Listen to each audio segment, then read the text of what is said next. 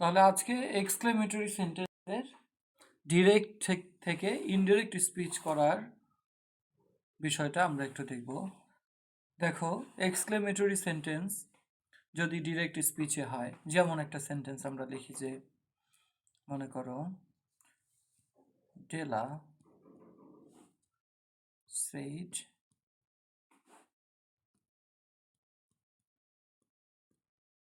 hooray,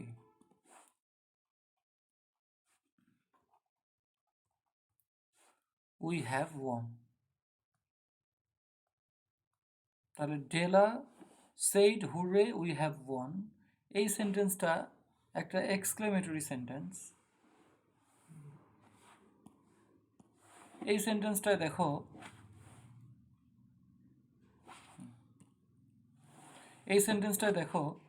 যে একটা exclamation খালি ওয়ার্ড আছে, বাকি সেন্টেন্সটা আবার অ্যাসার্টিভই আছে। এখন অর্থ বুঝে আমরা এই দেখো, এক্সক্লেমেটরি সেন্টেন্স যে ডিরেক্ট সেন্টেন্সটার অর্থ বুঝে আনন্দ বুঝালে এক্সক্লেম উইথ জয়, দুঃখ বুঝালে এক্সক্লেম উইথ সরো, বিস্ময় বুঝালে exclaim with wonder, exclaim with surprise, exclaim with grief, ইত্যাদি ইত্যাদি ওয়ার্ড আমরা এক্সপ্রেশনগুলো নিব। তাহলে এখানে মানুষ যখন কোনো কিছুতে জিতে যায় তখন তো অবশ্যই সে খুশি হয়। তাহলে আমরা এখানে এক্সক্লেইমড উইথ জয় লিখতে পারি। তাহলে এখানে লেখো ডেলা exclaimed with joy। এইটা আমরা কেন লিখলাম? এই পুরো জায়গাটা আমরা লিখলাম হচ্ছে এক্সক্লেম উইথ জয়, এটা লিখলাম হলো এই যে হুররে এর জন্য। তাহলে এক্সক্লেম উইথ জয়, আর এই যে ইনভার্টেড কমা আছে না, এইটাকে তুলে দিয়ে আমরা লিখব দ্যাট।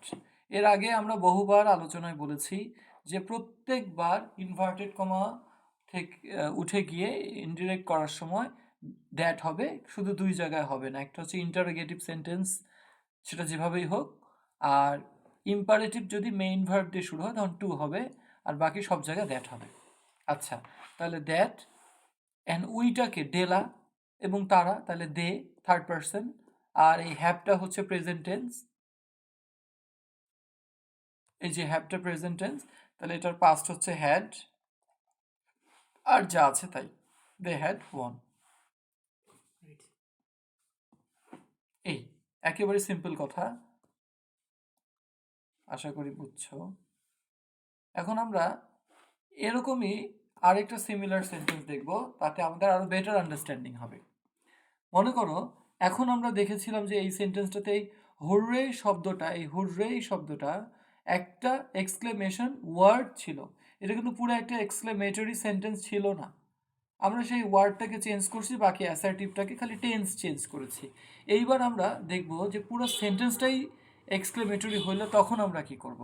মনে করো একটা সেন্টেন্স এমন যে সারা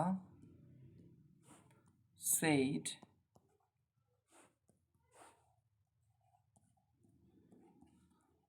what a nice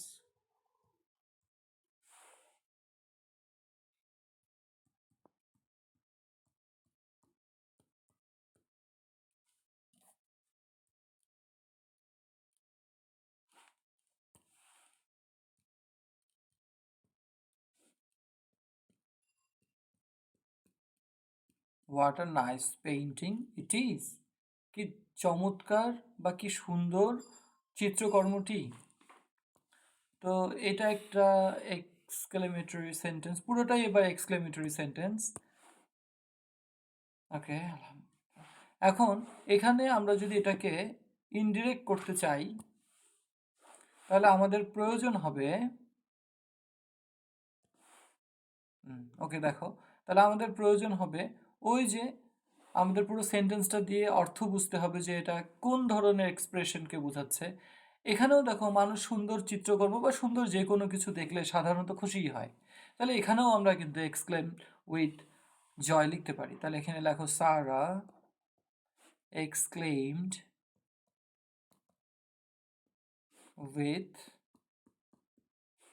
joy, এই যে inverted comma, repeatedly speaking, inverted comma হইলে আমরা লিখব দ্যাট।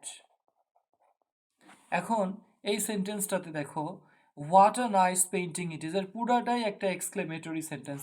এটাতে আগের বার ছিল কিন্তু শুধুমাত্র একটা এক্সক্লামেশন ওয়ার্ড ছিল, এক্সক্লেমেটরি ওয়ার্ড। এবার পুরাটাই একটা এক্সক্লেমেটরি সেন্টেন্স। এই জায়গায় আমরা করব কি, পুরো সেন্টেন্স স্ট্রাকচারটাকে অ্যাসার্টিভ করতে হবে, কারণ ইনডিরেক্ট স্পিচ মানেই সব সময় অ্যাসার্টিভ সেন্টেন্স।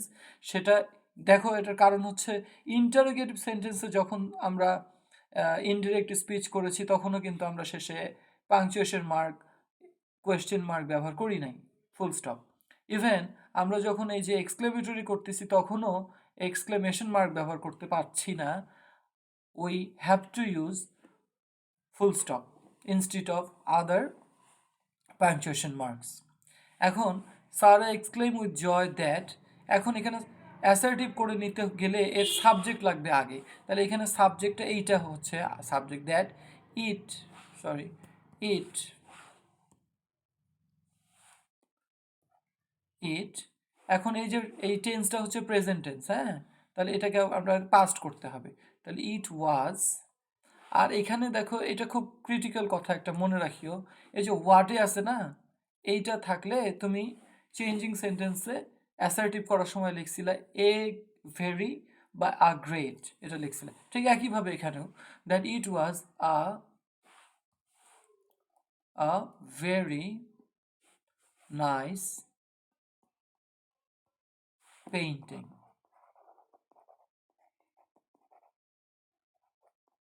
তাহলে সারা said what a nice painting it is. Sarah exclaimed with joy that it was a very nice painting. বুঝছো মনে হয়? আচ্ছা,